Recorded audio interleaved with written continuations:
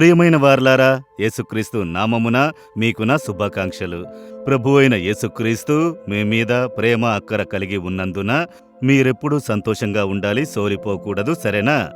ఆయన ప్రేమను తలంచుడి, ఆయన కృపను, ఆయన ఆశీర్వాదమును అనుకుంటేనే ఒక ధైర్యము, సంతోషము కలుగును.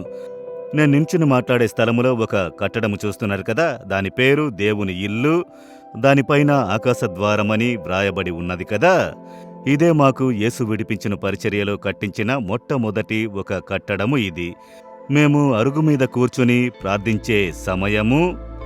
ఈ స్థలములో ఇది మెయిన్ రోడ్డు ఉన్న ఒక స్థలము. 1/2 ఎకరా భూమిని ఒక తల్లిగారు సేవకని ఉచితముగా ఇచ్చారు. మేము అడగలేదు. దేవుడు ఆమె హృదయములో మాట్లాడి ఈ స్థలమును అనుగ్రహించారు. దేవుడు చెప్పారు, ఈ స్థలములో 3000 మంది కూర్చుని ప్రార్థించున్నట్లుగా కట్టడమును కట్టాలి అని. 80లో మీరు చూశారంటే 3000 మందిని చెప్పుట గొప్ప కార్యము. అయితే దానికి తగిన విశ్వాసముతో కట్టుటకు ప్రారంభించాము. ప్రభు కట్టడము కట్టి ముగించి ఇచ్చారు. 1989 మే మాసములో సహోదరులు DGS దినకరన్ గారు వచ్చి దీన్ని ప్రతిష్ఠించి ఇచ్చారు. ఆ స్థలములో నిలబడి మీతో మాట్లాడుచున్నాను. ఈ స్థలములో అనేకులు రక్షింపబడి ఉన్నారు. అనేక అద్భుతములు, గుర్తులు జరిగినవి. అనేకుల కన్నీరు తుడవబడినది. ఆ దేవుని ఇంటి ముందు నిలబడి మీతో మాట్లాడుచున్నాను. సరే, ఈ దినమున దేవుడు మీకని ఒక మాటను ఉంచారు. ఏంటో తెలుసా? యెషయా 54వ అధ్యాయము 14వ వచనము.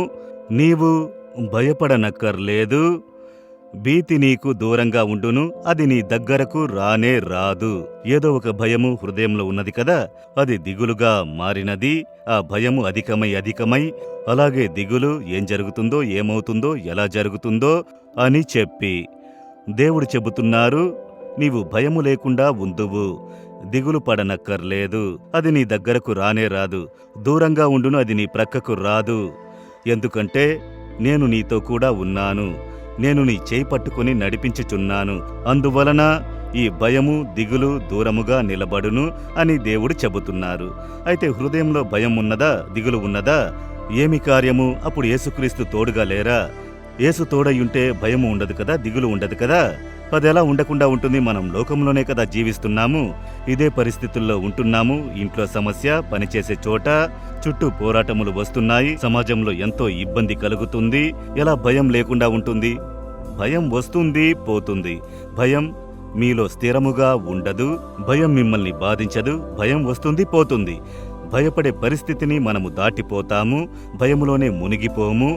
భయమునకు బానిసలము కాము. భయము యొక్క బానిసత్వంలో కలత చెంది ఉండము.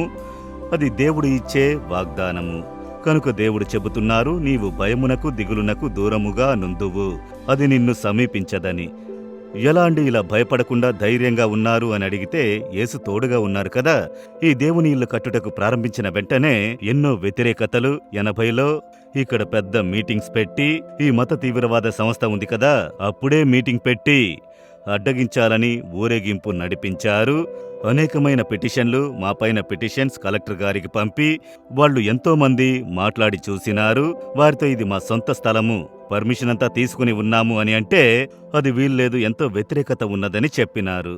అప్పుడు ఒక లాయర్, చాలా ప్రఖ్యాతిగాంచిన లాయర్, క్రైస్తవుడే, నన్ను చూసి మాట్లాడేటప్పుడు చెప్పారు, దీనికెంతో వ్యతిరేకత ఉన్నది, ఎందుకు దీనికోసం పోరాడుతున్నారు, వేరే స్థలం చూసి కట్టుకోవచ్చు కదా అని. నేను చెప్పాను, మేమెందుకు వేరే స్థలంలో కట్టాలి, ఈ స్థలం మాది, ప్రభు ఇచ్చిన స్థలము, ఇక్కడే కడతాము. లేదు, ఈ విధంగా చీఫ్ మినిస్టర్ వరకు సమస్య వెళ్ళింది అని చెప్పారు. ఎక్కడికి వెళితే ఏంటి, ప్రభు మాకు కట్టి ఇచ్చెదరు, ఇక్కడే కడతాము అని చెప్పాను. ఎలా ఇంత ధైర్యంగా చెబుతున్నారు అని అన్నారు.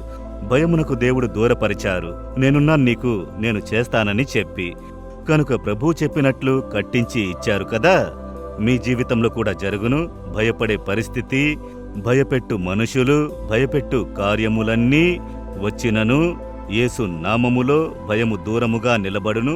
అది మిమ్మల్ని సమీపించదు, మిమ్మల్ని జయించదు. విశ్వసించుడి. విశ్వసిస్తే భయమును జయించవచ్చు. ఇప్పుడు చెప్పండి, యేసయ్యా మీరు నాకు తోడుగా ఉన్నారు, ఏ భయము, దిగులు నన్ను సమీపించదు, నన్ను జయించదు. నేను భయపడినట్లుగా ఏదియూ సంభవించదు. అన్నిటినీ మేలుగా మార్చెదరు యేసు నామములో. Amen, amen.